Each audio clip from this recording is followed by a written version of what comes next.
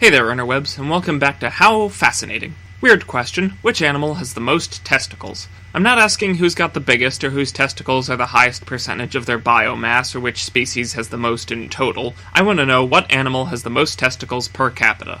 Actually, I already know and want to share this knowledge with you. Here's a hint. It's a fish. It's the anglerfish specifically, the female anglerfish to be even more specific.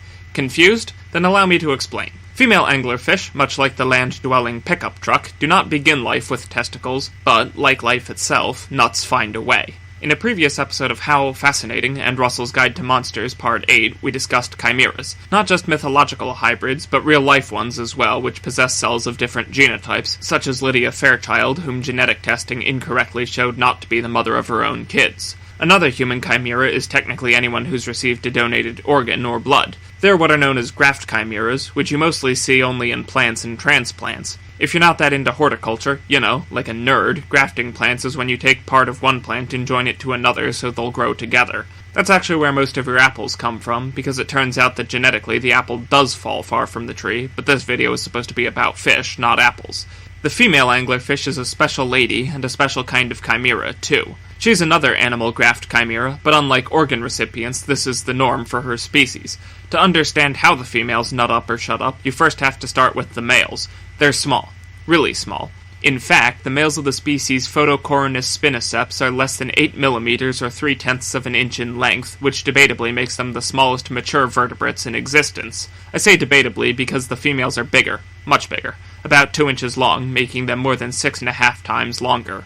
This sexual dimorphism is a characteristic for all Caratiidae, or sea devil anglerfish. The largest species, Coyer's deep-sea anglerfish, has females which reach 1.2 meters, but the males are rarely longer than 14 centimeters. That's still not a patch on the common blanket octopus, though, which exhibits the greatest sexual size dimorphism observed in nature. Females can grow to 2 meters in length, that's the height of LeBron James if you're American, or Stephen Merchant if you're British, while the males barely reach 2.4 centimeters, less than an inch, and females can be around 10,000 times heavier than the males. They also use their blanket-like arms as capes to appear even larger, and smaller species have been reported tearing tentacles off of the lethally venomous Portuguese man-o'-war and using them as goddamn whips to hunt prey. Also, the man-o'-war isn't actually the jellyfish it appears to be, but rather a colonial superorganism called a siphonophore composed of many specialized animals of the same species known as zooids. The ocean's full of weird alien shit, yo. But enough about these venomous cuddle puddles and Lovecraftian Amazons. I'm supposed to be telling you about a different abyssal horror. Like the teacup chihuahua, male anglerfish are tiny and basically useless, unable to survive on their own for very long. As one reaches the end of its adolescence, he sniffs out a receptive female and latches onto her with his toothless, beak-like mouth. He then releases digestive enzymes which dissolve his head and her skin around the bite site, and the two fuse together into a single being with a shared circulatory system. I suppose that's certainly one way to keep your man, ladies.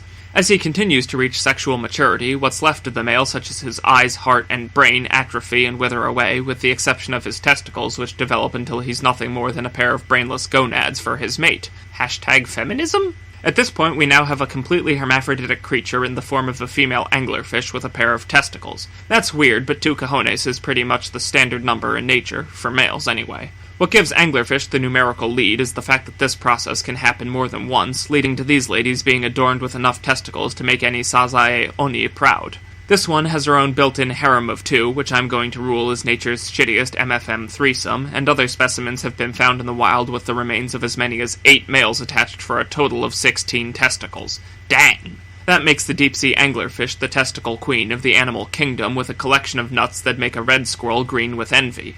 At this point, I've said the word so many times that testicles are starting to feel strange in my mouth, and don't quote that out of context. I'll end things here, so thanks for watching, and have a fascinating day.